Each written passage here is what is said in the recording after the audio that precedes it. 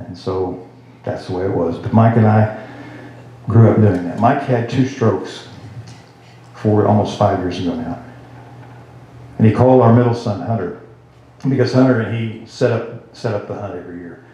He said, Hunter, I've had a couple strokes. It's kind of messed my legs up. He said, I can't walk that much, but I can block and I can haul you guys around. We're going to have our hunt. So we did. Mike shot a few birds blocking, and then Mike had 2 more strokes. Totally paralyzed him. And I tell you this because this song is a healing song for me. Because when Mike needed us, I wasn't there. I was too busy going from point A to point B to point C. We were living in Eureka for 2 years. Mike was in Wichita. How many times did Victoria and I, and sometimes by myself, drive through Wichita and never stop? Because we were in too big of a hurry. And I think that's what the enemy was trying to do to me, to keep me away. And one day we drove through Wichita and Victoria tapped me on the shoulder. I think it was a tap. It was a love tap. One of those hard ones.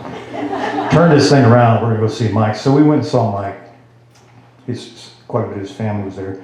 And Mike couldn't speak. And he could blink his eyes and he could smile. And so we were joking about pheasant hunting. And he had a big grin the whole time. A few days later, he was in the hospital. And Catherine called his wife and said, Mike wants to go home. I said, you mean from the hospital? She said, no, Mike wants to go home. He doesn't want to be like this. So we're taking him back to the house. And a couple days later, Mike passed away. She asked me to sing at his funeral, the First Methodist Church of Wichita. And I said, Catherine, what do you want me to sing? And she said, I don't care. You pick it. So it was either the night before the funeral or 2 nights before. I had a thing on the guitar that I had a year ago, and I couldn't make a song out of it, and I just gave up on it. All of a sudden, the song came, and that's how it works sometimes, because it wasn't me trying to force a song, it was God moving, and that's what it's all about. It's not about Barry Ward or Victoria Ward. If it was about us, we'd fall flat on our face. It's about Jesus Christ and Him crucified, and that's what we stand on. And if you have family members, spend time with them. Do the things we should be doing as Christians, like I didn't do. But Mike's in the great outdoors now. And I guarantee you, if the Lord said, Barry, Mike could come back down for 2 more years, and then I'll take him back up, Mike would say, no way. I am not leaving this place, Barry. Wait till you see what's up here. He said, I haven't missed a bird since I got here. He said, my dogs don't bust up quail. They don't flush the pheasants. And I never lose a fish. He said, you can't believe this place. And so Mike's up there where we're all going to go someday. So.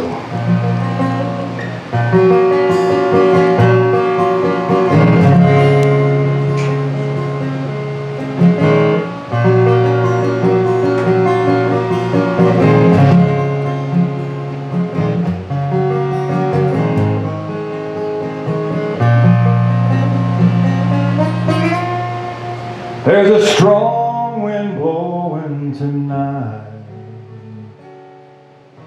It's carrying me away. I'm on my journey home, up to the great outdoors, up to the great outdoors.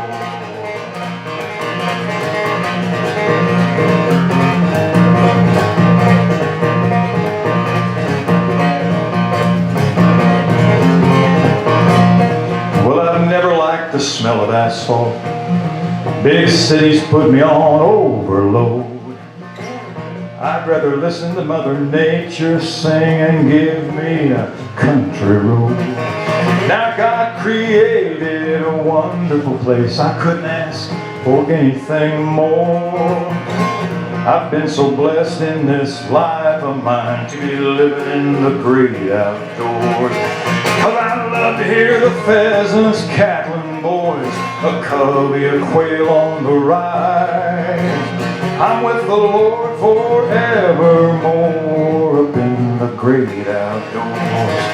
Yeah, up in the great outdoors.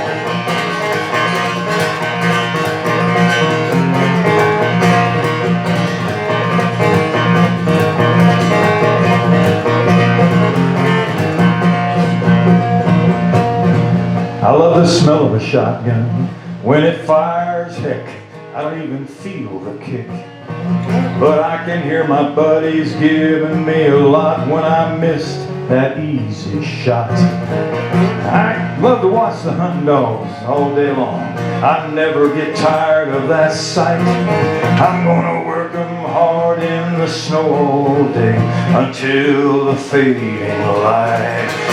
I love to hear the pheasants cackling, boys, a covey, a quail on the rise. I'm with the Lord forevermore, up in the great outdoors. Yes, up in the great outdoors.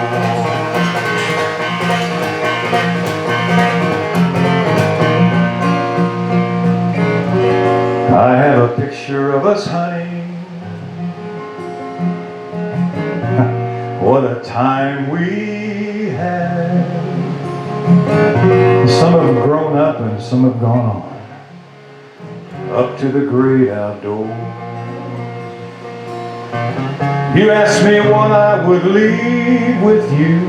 I guess it would be this: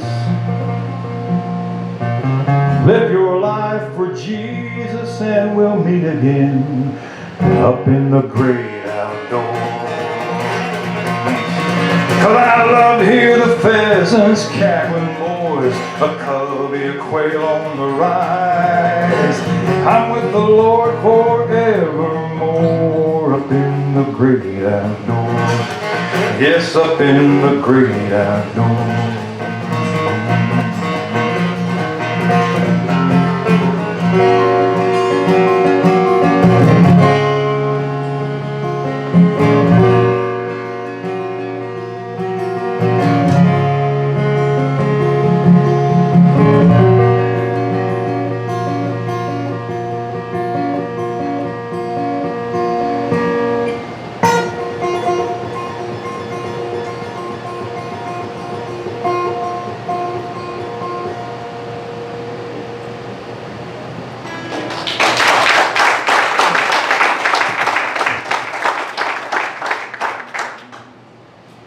Okay.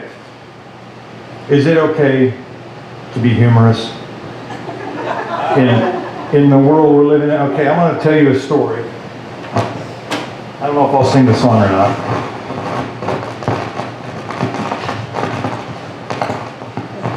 Behave. Victoria and I were newlyweds, okay? We'd only been married about a month. And Dad and I got about 150 5-weight calves, and we put them on a section of ground with a mile section in center of it. There were corn stalks and a wheat pasture. So we thought we were pretty sharp. We built this portable corral right in the center of the section with a crowd alley that we chained the bottom of the crowd alley, and water tank, mineral feeder. And those cattle would come in, and that's exactly what we wanted them to do, feed in there, water in there. What we didn't plan on was about 3 weeks of rain and snow and sleet and rain and snow and sleet. And so it got to where they were stomping the wheat into the ground, and it was bitter, bitter cold. I mean, freezing cold. It was just late October. Might have even been into November. So we brought the gooseneck, started loading those calves out. My dad was the gate man on the trailer. Victoria was swinging the crowding gate, the pushing gate, and I was bringing the calves. They were loading like clockwork. Just jumping in there, we'd take them to the farm, come back, get another load, go back. But you guys know there's going to be one that gives you trouble. Now, keep in mind, I'm a newlywed. There's a calf, I would bring him, and she would miss him. She couldn't catch this calf, it was too quick for her. Now, picture this. Inside that corral where we were working was about a foot of soupy,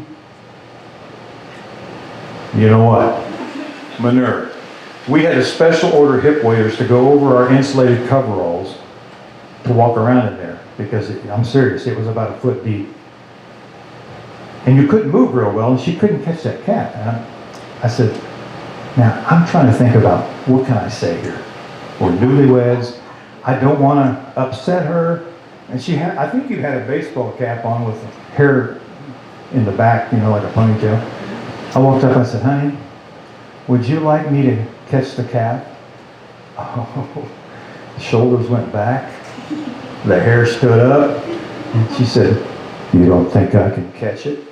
I said, honey, you've missed it 5 or 6 times. I just offered. She said, well, why don't you bring it back by and we'll see what happens. Because she's a pretty strong-willed woman. Now, I've never been called intelligent. I've been called the opposite. But I'm thinking in my mind, I got a plan. As soon as I bring this calf and she starts to swing that gate, I'm going to help her swing it, all right? So I bring the calf. You know where this is going, don't you?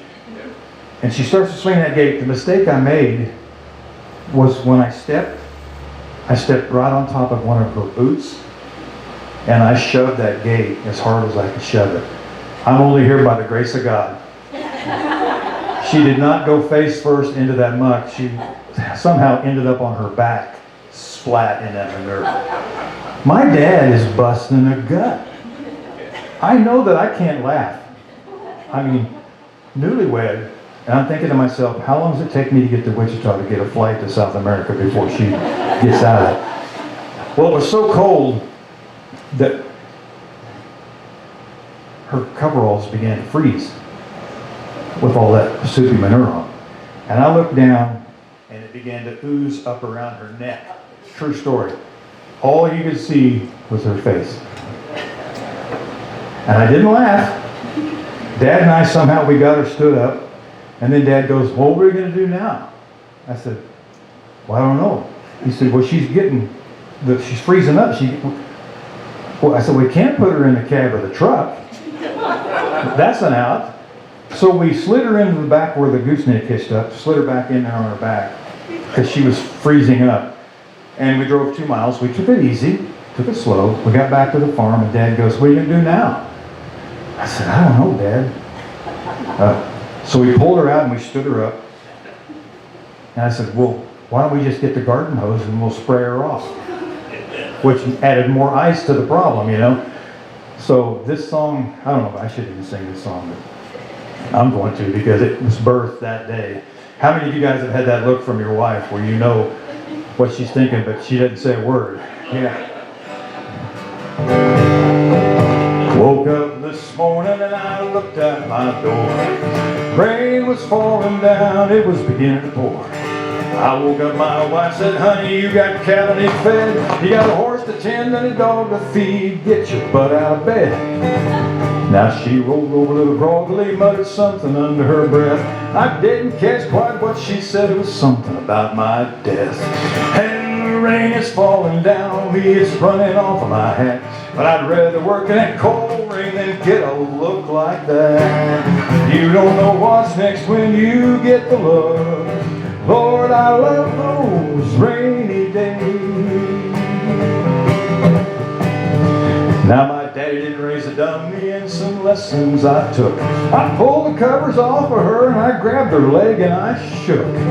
Now she sat straight up in bed and her head began to spin. Her eyes were flashing, Lord, I knew the beating was about to begin. And the rain is falling down on me, it's running off of my hat. I'd rather work in that cold rain than get a look like that. You don't know what's next when you get the look. Lord, I love those rainy days.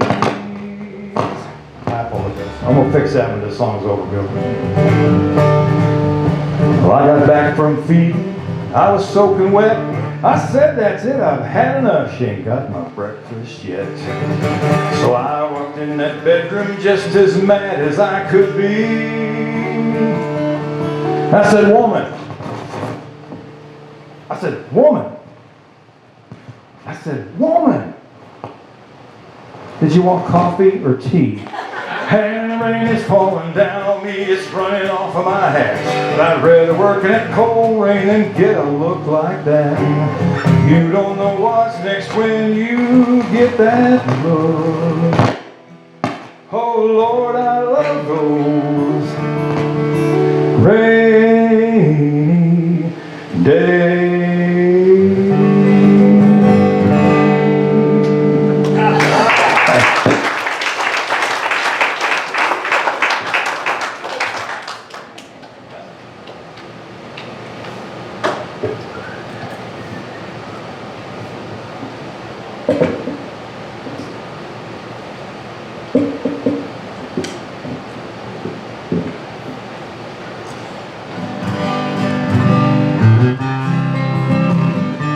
Thank you.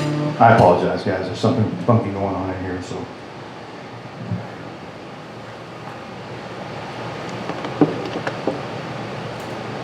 I really don't want to tell you what I'm going to tell you tonight, but I'm supposed to.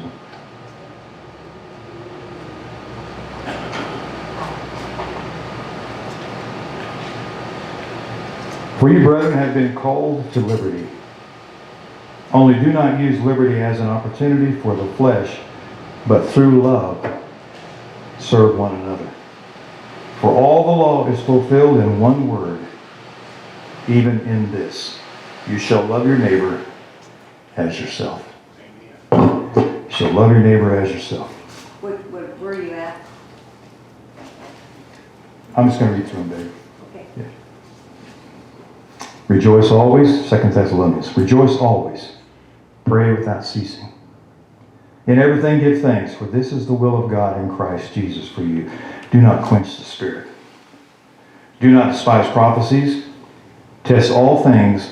Hold fast what is good. And abstain from every form of evil.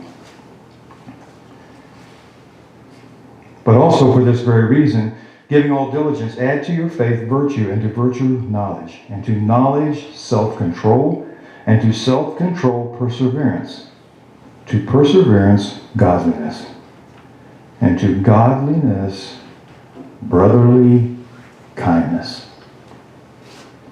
Brotherly kindness. For if these things are yours and abound in you, you will be neither barren nor unfruitful in the knowledge of our Lord Jesus Christ. For he who lacks these things is short-sighted, even to blindness, and has forgotten that he was purged from his old sins. A sinner like me, who walked away from the Lord, but he never walked away from me. He promises he'll never leave us, he'll never forsake us. In the worst of times, he is there. Last fall, we did a tour of the New England states. She's been working on it for several years. We ended up in Maryland and Pennsylvania, been to Pennsylvania a number of times. But these are all New England states that we were, and I'll be honest with you, they weren't big grandiose things. I did sing in the First Baptist Church in the United States in Providence, Rhode Island, which was amazing. Built in 1760 something, and it was huge. It held 1,100 people. And the acoustics in that building were perfect. You didn't even need a sound system. How they did that, I don't know. But most of the things we did on that New England tour were retirement villages or assisted living and nursing homes. That was the most of it. We did quite a few churches. The color. How many of you been on the East Coast in the fall? It's amazing, the colors. You can't describe the colors. How many of you been to the East Coast, period? Yeah. Isn't that insanity back there? I know I'm a farm guy, but that's insane. That's insanity back there. I'm telling you, we had an RV towing a vehicle. And I'm gawking, you know. I'm used to driving around. I had to forget that because people are going to run me off the road. So we went by a sign one day, it said Boston 22 miles. I said, Victoria, you find a route around Boston. I am not taking this RV down in Boston. So she found us a loop that went around it. The next day, it's funny, it's like you're traveling through different states. You can go 3 or 4 states in one day. New York City, 12 miles. And the grace of God was with me because I was in the only lane that was not forced to go to downtown New York City. Had I done that and ended up on some street in downtown, I would just got out of the RV, dropped the keys somewhere and left. Because I was not going to drive it there. But after 2 or 3 weeks, and then a month, it began to close in on me.